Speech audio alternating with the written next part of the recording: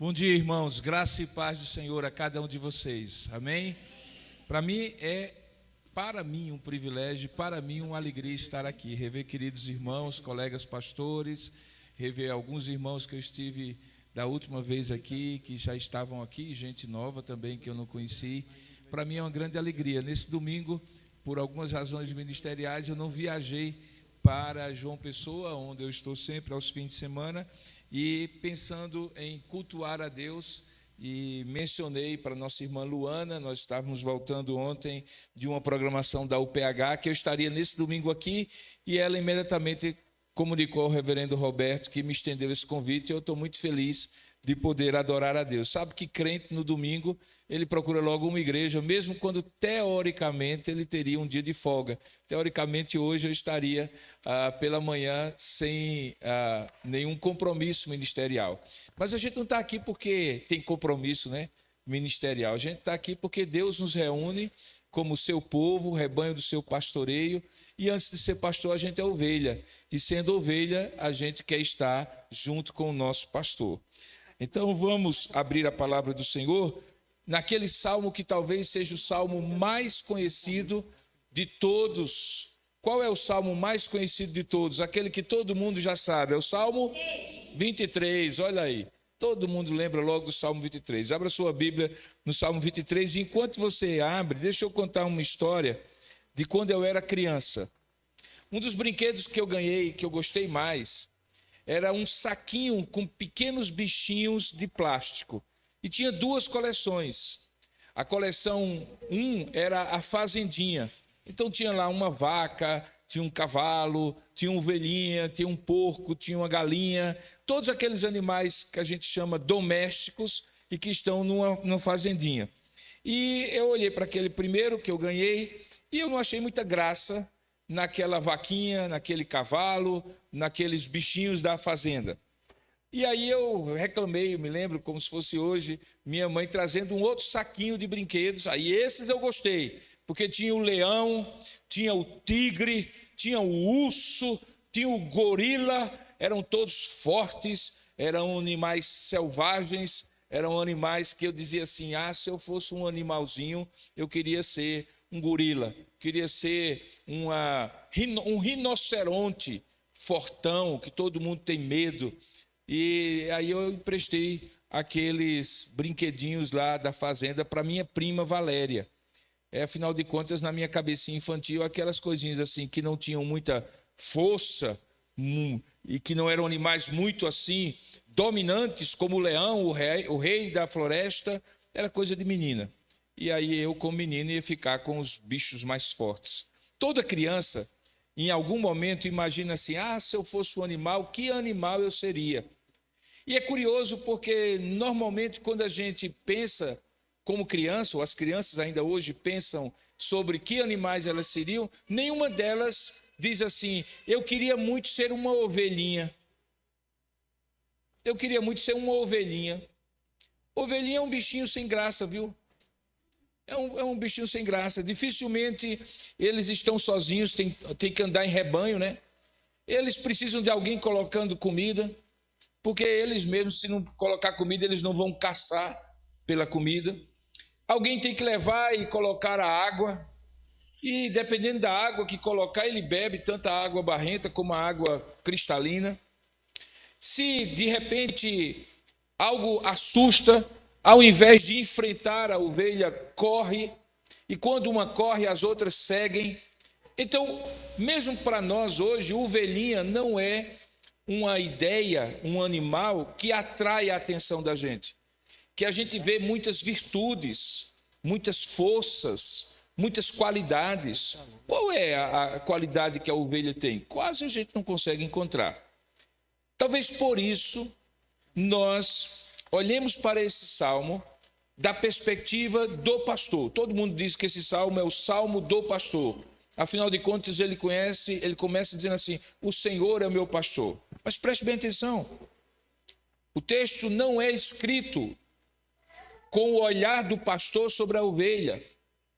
Ele é escrito com o olhar da ovelha para o pastor. É uma ovelha que escreve esse salmo. E Davi, que era pastor, e convivia com ovelhas, ele se coloca no lugar de uma ovelha e escreve aquilo que ele escreveria, se pudesse escrever para o pastor dele. E por isso, ao ler o texto, imagine-se você escrevendo esse salmo como ovelha e dizendo ao seu pastor as seguintes palavras: o Senhor é o meu pastor e nada me faltará. Ele me faz repousar em pastos verdejantes e leva-me para junto das águas de descanso. Refrigera minha alma, guia-me pelas veredas da justiça por amor do seu nome. Ainda que eu ande pelo vale da sombra da morte, não temerei mal nenhum, porque tu estás comigo. O teu bordão e o teu cajado me consolam. Preparas-me uma mesa na presença dos meus adversários, unges a minha cabeça com óleo e o meu cálice transborda.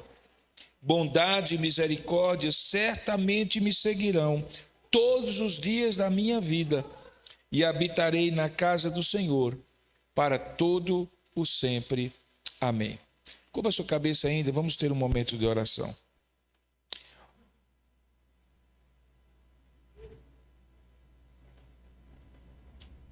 Ó Deus amado e querido Pai, assim como o teu servo orou, eu coloco-me nas tuas mãos e à tua disposição, para que não seja eu que faça comentários sobre a tua palavra, mas seja o teu Espírito que a inspirou e que está presente em nós, que está presente no meio dos louvores do teu povo, que ilumine a nossa mente, a nossa compreensão do texto sagrado. Ó Deus, fala conosco, dá-nos a mensagem que o Senhor nos trouxe de casa para ouvir nesta manhã, para que possamos de fato, como ovelhas do Senhor, ouvir a tua voz de pastor. Fala conosco, Senhor, nós te oramos e te agradecemos, em nome e para a glória de Jesus. Amém. Queridos, esse salmo é escrito, como todos nós sabemos, por Davi. Como eu mencionei, Davi era um garoto, filho de Jessé, não era o irmão mais velho, não era aquele que era acostumado às grandes aventuras que os irmãos já adultos ou mais velhos do que ele eram acostumados a ter. Quando a gente vê, por exemplo, o episódio da escolha de Davi para ser rei, escolha feita pelo profeta Samuel, ou por Deus por intermédio do profeta Samuel, a gente encontra Davi no campo cuidando das ovelhas. Tanto é que Jessé, o pai de Davi, vai apresentando ao profeta todos os seus filhos, do mais velho ao mais novo, e aparentemente ele esquece, ou aparentemente ele não valoriza a possibilidade de que talvez Deus tivesse escolhido o seu filho mais novo que estava lá no campo. Ser pastor de ovelhas não era uma profissão cheia de glamour, de prestígio. Você acordava muito cedo, algumas vezes até dormia no campo, junto com as ovelhas, guardando-as num cercadinho que a gente chama redil, dos lobos ferozes.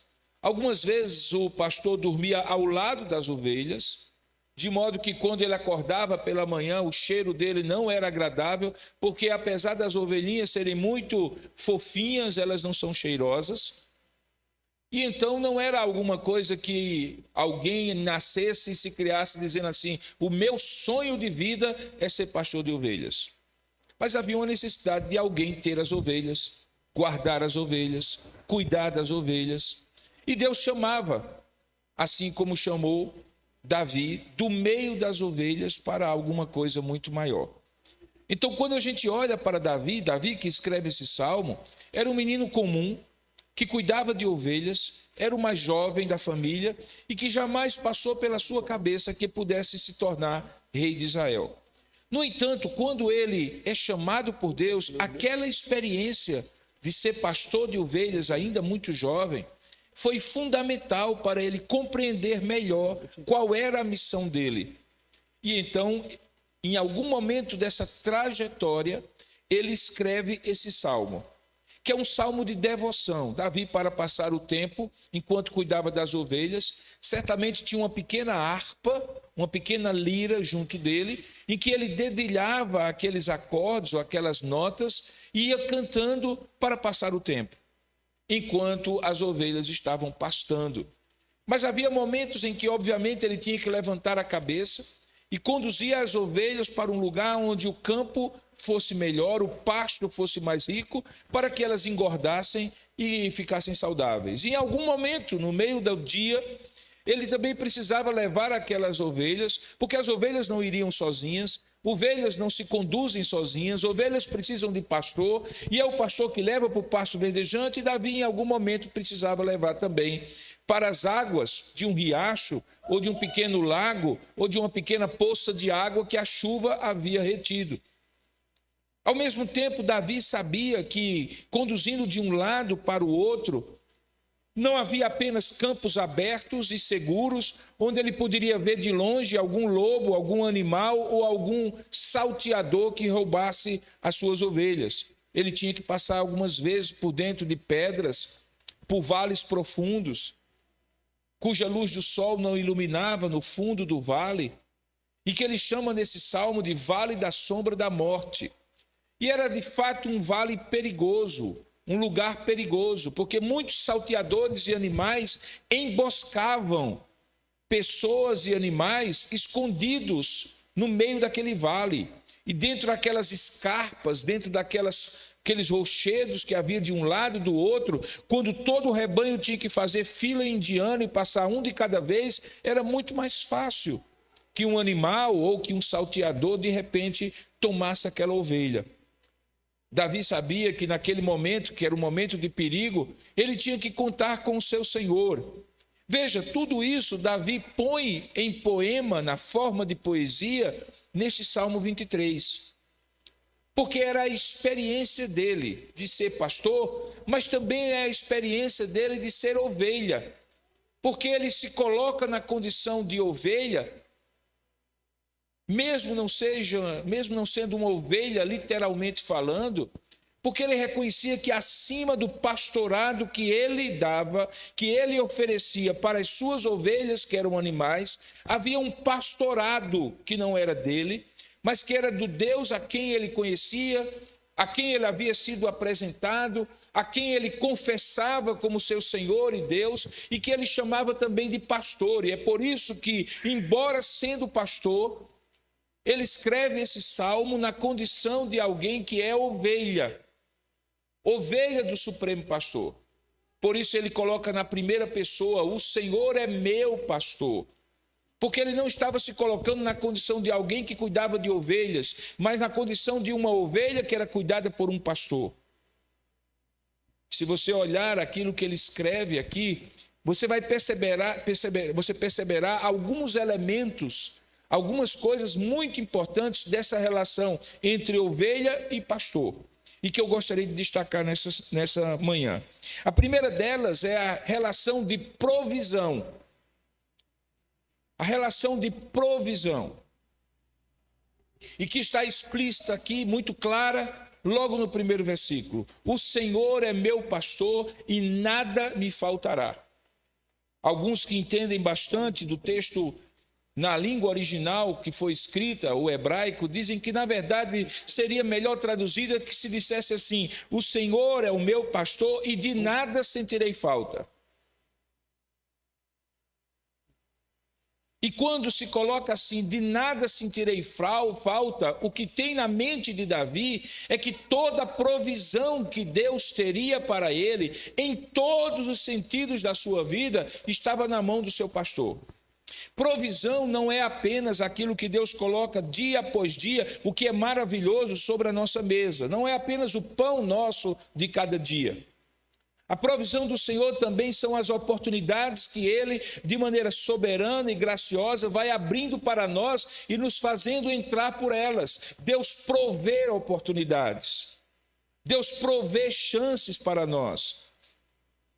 Provisão também tem a ver com aquele estado emocional e espiritual de saciedade, de satisfação, e que a Bíblia chama de contentamento.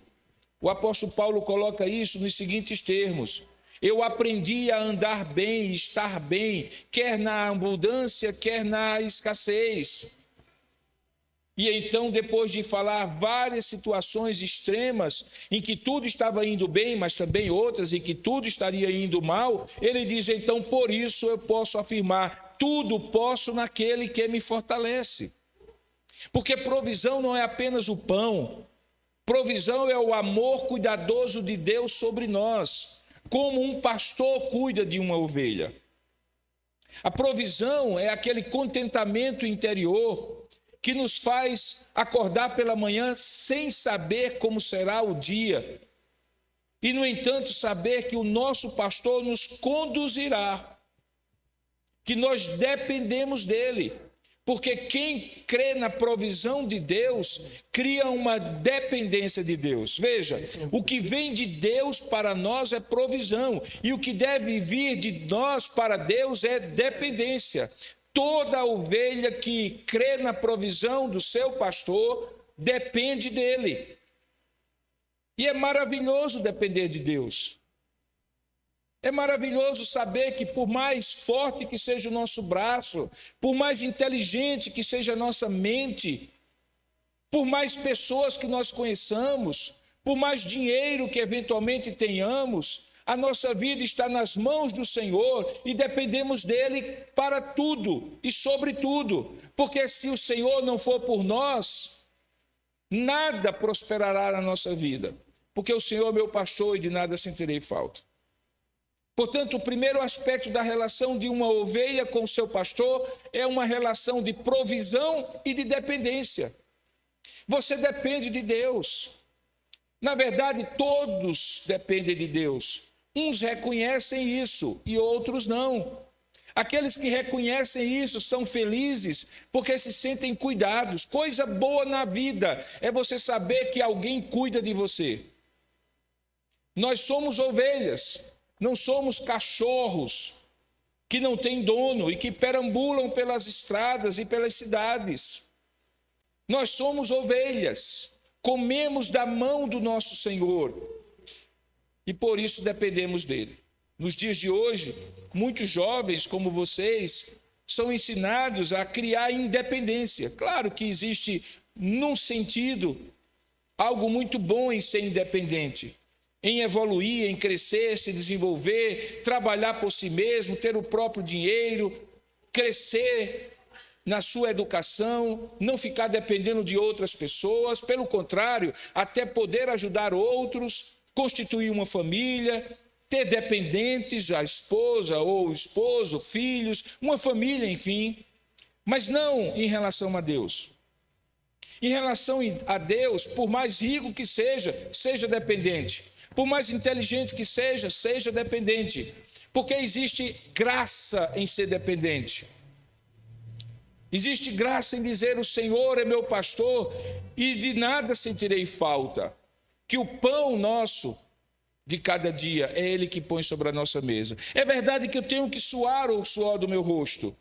Mas se o Senhor não edificar a casa, em vão trabalham os que edificam. E se o Senhor não guardar a cidade, em vão vigia a sentinela.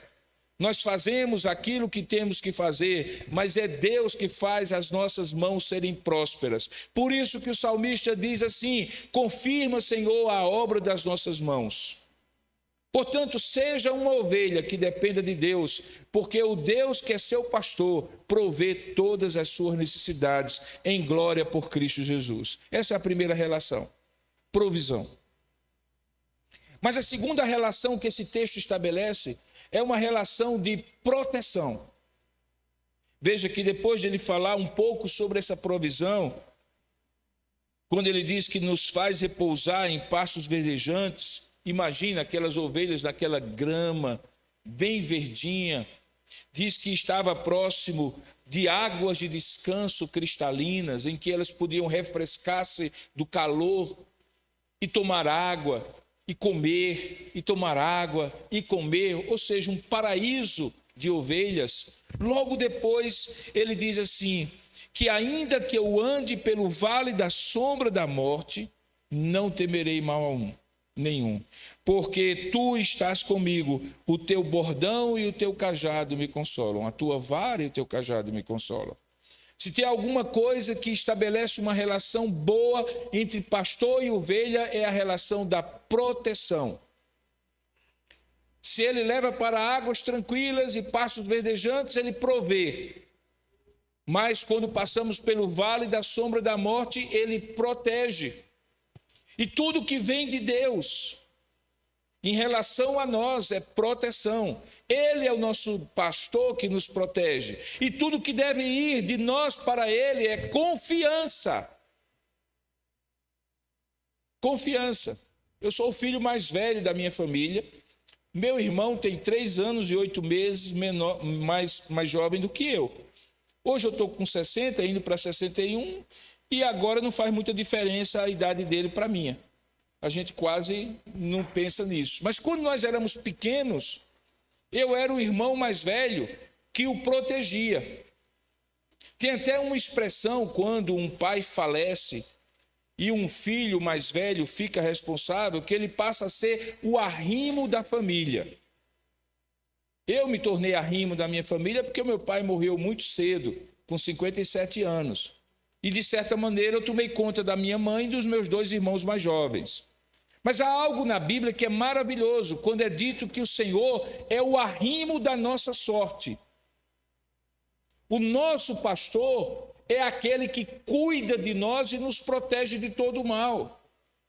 Por isso que mesmo quando estamos passando pelo vale da sombra da morte, como nosso pastor, ele não diz assim, vá e eu fico fora. Não. Ele nos manda muitas vezes, nos momentos de provação, de lutas, passar pelo vale da sombra da morte, mas ele está conosco. Tu estás comigo. E mais, não está indefeso. Nós somos indefesos. A Bíblia nos ensina a orar assim, que não nos deixes cair em tentação e livra-nos do mal. Mas nós não conseguimos nos livrar do mal. Por isso que o Senhor Jesus nos diz, peça para ser livre do mal. Peça a quem? Aquele que está comigo no vale da sombra da morte. Há coisas que nós acordamos pela manhã e que estão preparadas contra nós pelo maligno e seus anjos, malignos, demônios, e por homens maus que nós não conseguimos prever. São armadilhas, são artimanhas. Acordamos pensando numa coisa e gente passou a noite urdindo, melhor dizendo, ardis para nos fazer pecar, cair, para nos prejudicar. O vale da sombra da morte é todo dia, porque a Bíblia diz que no mundo mal que jaz no maligno, o diabo está como um leão rugindo, procurando quem possa tragar. E imagine só, no vale da sombra da morte, um leão faminto, vendo aquelas ovelhas indefesas, numa fila indiana, um após o outro, tentando cruzar aquele lugar perigoso. O que é que elas podiam fazer para se defender? Nada. Ovelha não tem chifre, ovelha não tem garras, ovelhas não têm dentes afiados, caninos, como os felinos e os lupinos têm. Ovelhas mastigam grama, são herbívoros. Eles não têm um senso agressivo. Como se proteger do mal? Nós não nos protegemos do mal. Nós somos protegidos do mal. Por isso que ele nos ensina a pedir, Senhor, livra-nos do mal.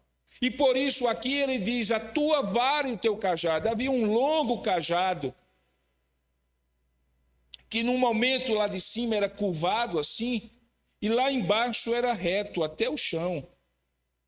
E quando diz que a tua vara e o teu cajado, ou o teu bordão e o teu cajado me consolam, é uma mesma vara, um mesmo instrumento de madeira, que tinha 2 funções. Na parte de cima, para resgatar a ovelha de um buraco. Aquela curva era grande o suficiente para pegar a maior parte das ovelhas pela barriga e puxar. Como a gente puxa a criança quando está para cair, a gente puxa pela fralda, puxa pela roupa para não cair de cabeça no chão. porque escorregou da cadeira. Quantos pais que estão aqui já não fizeram isso? O nosso pastor, aquele pastor, tinha uma vara comprida, longa, mais longa do que o seu braço, que fazia puxar na hora do perigo. Mas se ele trocasse de lado, em alguns momentos aquela vara reta no lado de baixo era a vara que batia no lobo ou batia na ovelha, porque algumas vezes a ovelha também precisa de uma batidinha na cabeça para ficar meio perdida e ele poder puxar com o cajado. É quando passamos por provações e ficamos meio perdidos e Deus dá uma batidinha e puxa a gente para a sanidade, puxa a gente para a realidade, puxa a gente para a confiança em Deus. Portanto, se há uma relação que estava na mente de Davi aqui, quando ele disse, o Senhor é meu pastor e nada me faltará, que era a relação da provisão, que fazia ele ser dependente do Senhor, também há uma outra relação aqui, de Deus como pastor e nós como ovelhas. É que sendo Ele quem protege, nós precisamos confiar nele, irmãos. Se Deus é por nós, quem será contra nós? A Bíblia diz que em Deus faremos proezas. A Bíblia diz que Deus nos livra do homem mau. A Bíblia diz que Deus põe a sua mão sobre nós. Um outro salmo belíssimo, que é o Salmo 91, diz que aquele que habita no esconderijo do Altíssimo e que está à sombra do Onipotente descansará. Eu costumo dizer assim que a coisa mais maravilhosa que existe na face da terra, irmão, é você ser um crente em Jesus Cristo, que mesmo tomando todas as suas providências, não quer dizer que você vai sair na meia-noite aqui no centro de São Paulo com o celular dando bobeira, não é isso. Aí já seria tentar a Deus. Mas mesmo com todas as suas providências, você sabe que quer morramos, quer vivamos, somos do Senhor. Que todos os nossos dias estão debaixo da proteção de Deus. Que Deus põe a sua mão sobre nós. Há uma mão invisível que cuida da sua vida, guarda a sua vida contra o mal. Você nem percebe. Você nem percebe o que Deus já lhe livrou no dia de hoje. Na semana que passou, você não consegue nem prever do que Deus haverá de lhe livrar nos dias seguintes. Deixa eu lhe dizer uma coisa, Deus livra você até de você mesmo. Até quando na sua loucura, na sua natureza pecaminosa, você deseja o que Deus não tem para você. E Deus lhe livra da sua ambição. Quando você se acha o que você não é, e Deus lhe livra da sua vaidade. Deus livra você, inclusive, quando não lhe responde às orações que você e eu fazemos e que não fazem parte da vontade de Deus. Glória a Deus, que Deus me disse muitos nãos da minha vida.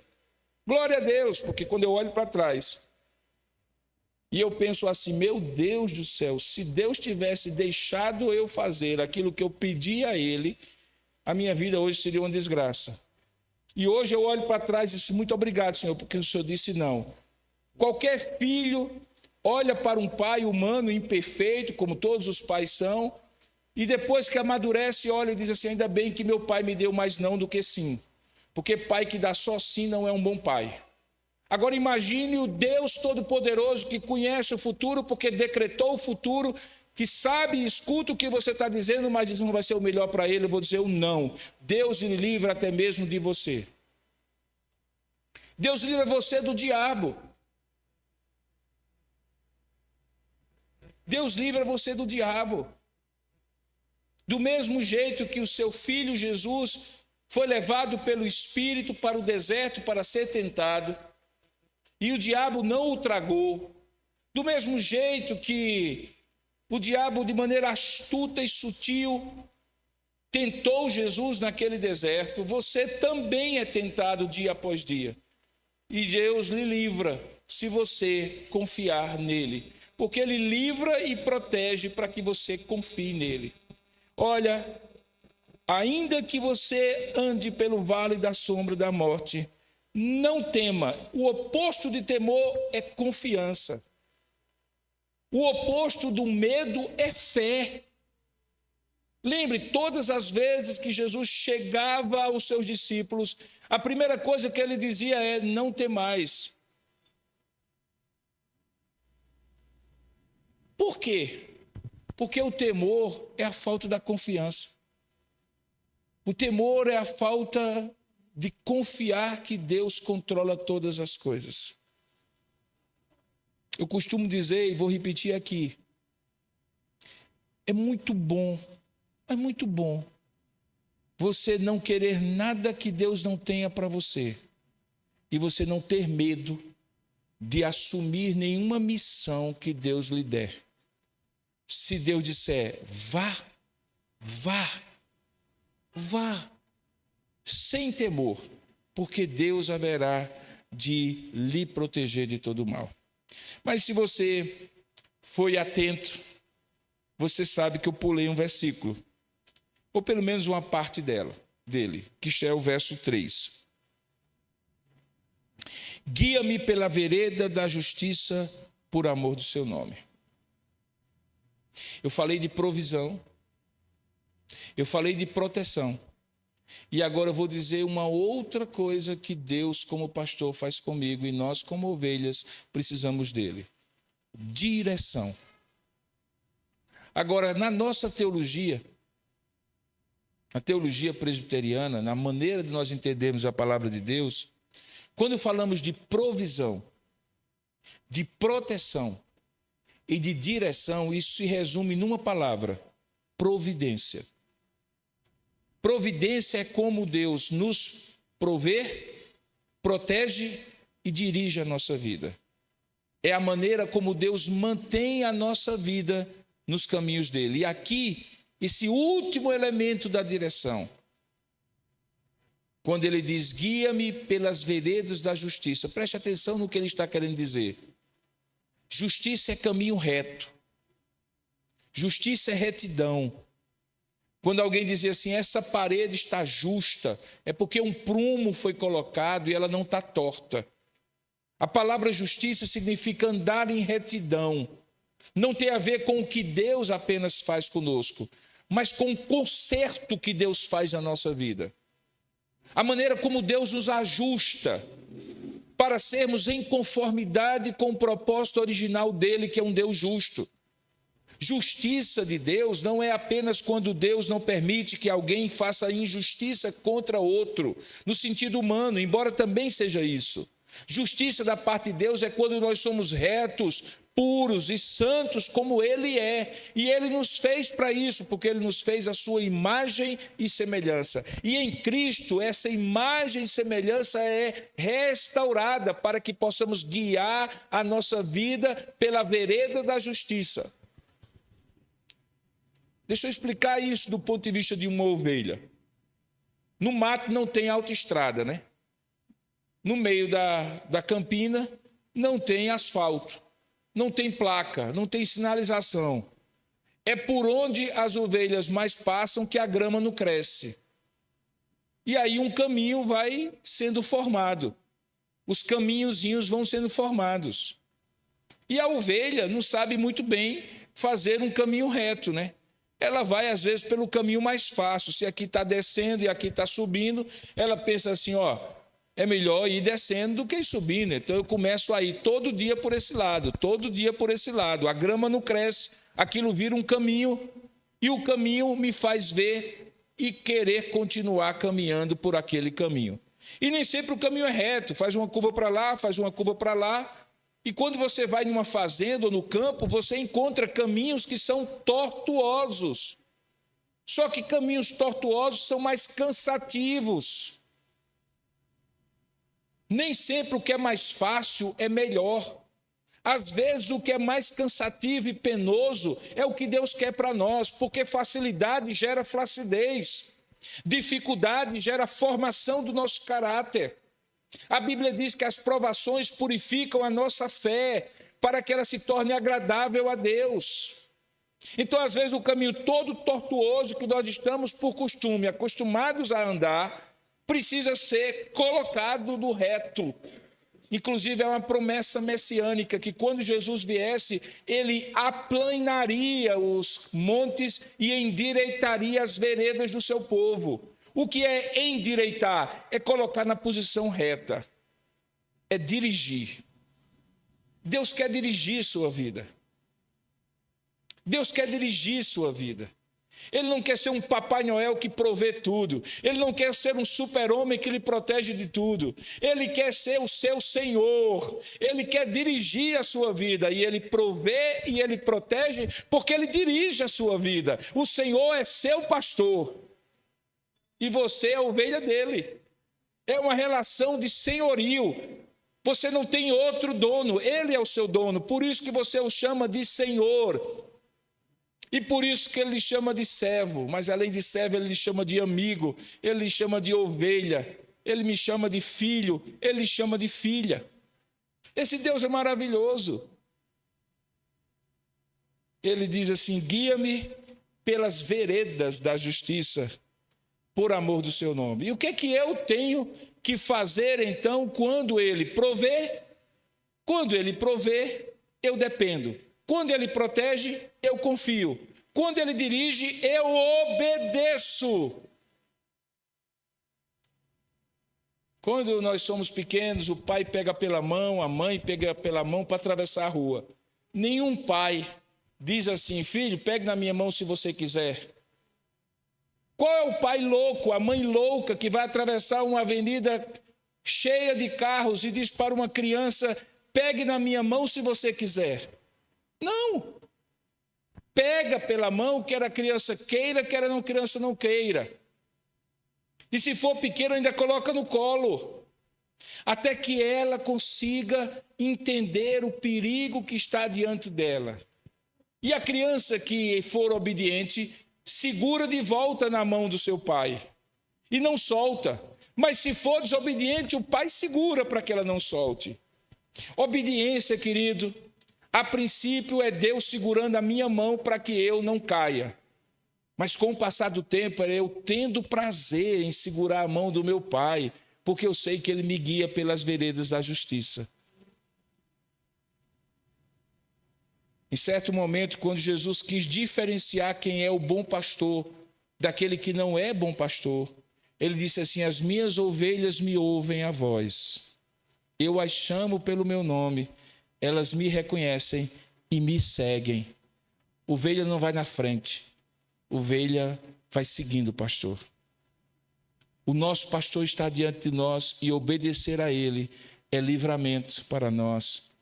Porque nós não sabemos o que é melhor para nós. Ele sabe. Portanto, quando Deus guiar a sua vida e Ele está guiando, simplesmente obedeça. Obedeça quer faça sentido, obedeça quer não faça sentido. Obedeça quer seja fácil, obedeça quer seja difícil. Obedeça, obedeça. Obedeça. Quando os meus filhos eram pequenos, eu vivia repetindo as mesmas coisas. Eu estou vendo mães e pais aqui com crianças pequenas. É trabalho, né? A gente ficar dizendo todo dia: vai escovar os dentes. Está na hora de dormir. Não coma isso, coma aquilo outro. Todo dia, todo dia, todo dia, todo dia. Cansa os meninos, cansa a gente também. Chega uma hora que a gente quase desiste. Mas algumas vezes os filhos dizem assim para: eu já sei, papai, eu já sei, mamãe. Eu já sei, papai, eu já sei, mamãe. É quase como dizendo assim: não fale mais, não, pelo amor de Deus. E aí, quando os meus filhos faziam isso, eu dizia assim: sabe não. Você não sabe ainda não. Não, mas o senhor me disse sei quantas vezes. Eu sei, mas você não sabe ainda não. Você foi informado por mim. Saber é quando a gente obedece. Saber é quando a gente obedece. Você sabe tanto que aquilo não apenas você conhece, mas aquilo você se conscientiza e por isso obedece. Saber é conscientizar-se. Saber de verdade é obedecer.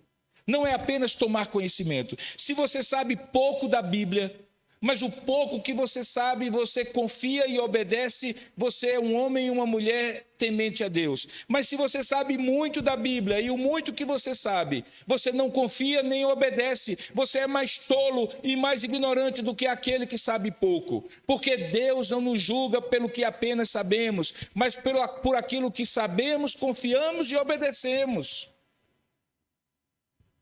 Portanto, quando Davi dizia assim: guia-me pelas veredas da justiça por amor do seu nome, é porque o pastor se dá pela igreja. assim como se dava pelo seu rebanho, como o Pai se dá pelo Filho, como o nosso Deus se dá pelos seus filhos. Por amor do seu nome, ele se dá para nós. Eu quero encerrar a minha mensagem. Eu não perguntei ao pastor Roberto quanto tempo eu tinha, eu acho que eu já estou passando do horário. Então eu quero encerrar o meu sermão. Inclusive, eu sei que tem gente aqui que anda assistindo meus cultos lá na igreja de João Pessoa e diz que eu prego 2 horas e meia. Você sabia disso? Que Lívia falou isso. Diz que hoje, esse domingo, então o pastor vai pregar 2 horas, mas é porque ela pegou só um culto lá que eu passei da hora. Normalmente eu não prego 2 horas não, Lívia, eu só prego 50 minutos. Mas vamos lá, deixa eu terminar. Aqui a gente falou de tudo aquilo que o pastor faz pela ovelha. E aquilo que nós devemos oferecer para ele. Mas tem uma coisa que eu preciso dizer aqui para você. Como é que a ovelha retribui tudo que o pastor faz por ela? Provisão, proteção, direção. Há um determinado momento que, para o bem da ovelha, antes de tudo para o bem da ovelha, mas também para o deleite do seu pastor, aquela lã que ela deixa crescer, que fica enorme. Eu não sei se você já viu algumas vezes no YouTube, quando não se faz a tosa de uma ovelha, como aquilo cria bichos dentro da pele da ovelha, pode até matá-la. Então a tosa da ovelha não é apenas para o pastor poder ali enfiar a sua roupa, entretecer a sua roupa, mas é para o bem da ovelha. Mas se há alguma coisa que todo pastor que cuida da ovelha, que provê, que protege, que direciona, deseja ter de volta, é a lã de suas ovelhas. E aí eu fico imaginando como é bom ser ovelha. Aquela lã pesa. Imagina aquela lã molhada num dia de muita chuva. E aquela lã cheia de coisas que vão se juntando, pedaços de galho, de flores, de folhas. Imagine o peso daquela ovelha. Ela chega verga na sua perninha ali. E aí, em dado momento, o pastor chama a ovelhinha, pega a tosa e começa a tirar a lã. E sabe o que a ovelha faz? Nada. Porque uma das coisas que está implícita e explicitamente definida na relação de pastor e ovelha é: o Senhor cuida de mim, o Senhor me dá a provisão, o Senhor me dá a proteção, o Senhor me direciona, e o que eu tiver, eu te dou de volta. E o que é que a ovelha dá de volta? A lã. O amor de Deus é incondicional, meus queridos. Porque Deus não coloca uma condição prévia antes de lhe amar para poder lhe amar. Mas o amor de Deus não é incondicional, porque ele não tem nenhuma expectativa do que você vai retribuir para ele. Jesus diz assim: se me amais, guardeis os meus mandamentos. As minhas ovelhas ouvem a minha voz e me seguem. Portanto, há uma resposta minha para com ele. É a lã que eu ofereço. E aqui, veja, qual é a lã que você está sendo chamado a Deus ou por Deus para oferecer a Deus? Eu costumo dizer que são 3 tipos de lã. Vai ser um outro sermão, mas eu não vou pregar ele inteiro, só vou mencionar. É o tempo, o talento e o tesouro. 3 T's. A sua lã como ovelha é o tempo que você dá a Deus, consagra a Deus, o talento do que você sabe fazer e oferece a Deus, e o tesouro da provisão que ele lhe dá e que você consagra a ele através das primícias da sua renda. É só o que ele quer, mas acima de tudo ele quer o seu coração. Filho meu, dá-me o teu coração. Porque se vier tempo, mas não vier coração, não vale mais. Se vier talento, mas não vier coração, não vale mais. E se vier dinheiro, tesouro, e não vier o coração, isso não vale mais para o Senhor. Portanto, porque ele provê, eu dependo. Porque ele protege, eu confio. Porque ele guia, eu obedeço. O Senhor é o meu pastor, de nada sentirei falta. Amém? Amém. Vamos consagrar nossa lã ao Senhor na forma de oração. Ó Deus amado e querido Pai, assim trouxemos a tua palavra para que o teu povo aqui reunido, ovelhas do teu pastoreio, povo do Senhor, possa ser instruído pela tua palavra a confiar, a depender, a obedecerem a ti, Pai, como ovelhas que somos. E o que eu te peço, ó Santo Espírito de Deus, que tu apliques esta palavra ao coração de cada um de nós, na condição em que nós estamos, na necessidade que nós temos. Fala conosco e nos abençoa cada vez mais, no restante desse dia que é teu, que começa uma nova semana, que avizinha um novo mês, para que a tua boa mão esteja sobre nós. É o que nós oramos juntos, em nome e para a glória de Jesus. Amém e amém.